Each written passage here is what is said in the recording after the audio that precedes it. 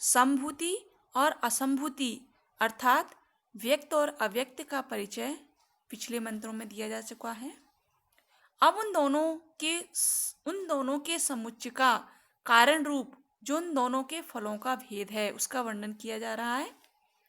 विद्वानों ने कहा है ब्रह्म की और प्रकृति की उपासना में भिन्न भिन्न फल होते हैं, अतः किसी की भी अकेली उपासना नहीं करनी चाहिए। तो अन्यद एव आहु संभव, अन्यद आहु संभवात, हिरण्यगर्भ की उपासना से और फल बताया गया है तथा अव्यक्त प्रकृति की उपासना से और फल बताया गया है। इति शुश्रूमदीराणाम ये नस तद विच चक्षिरे। इस प्रकार हमने बुद्धिमानों से सुना है जिन्होंने हमारे प्रति समझाने के लिए हमें उनकी व्याख्या की थी।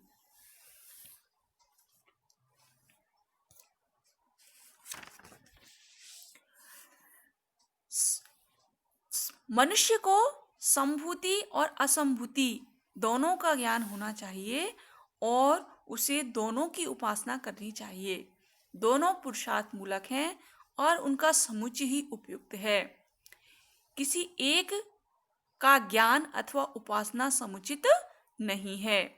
ये इस मंत्र में बताया गया है कि संभूति च विनाशम च यद तद वेदो वयम सह विनाशेन मृत्युम तीर्थवा संभूया अमृत अश्नुते। तो जो असंभूति अर्थात अव्यक्त प्रकृति और संभूति यानी हिरण्यगर्भ को एक साथ जानता है, जो अव्यक्त प्रकृति और हिरण्यगर्भ को एक साथ जानता है, वह कार्य ब्रह्म की उपासना से मृत्यु तीर्थवा यानी मृत्यु को पार करके असंभूति के द्वारा प्रकृति लय रूप अमृतत्व को प्राप्त कर लेता है।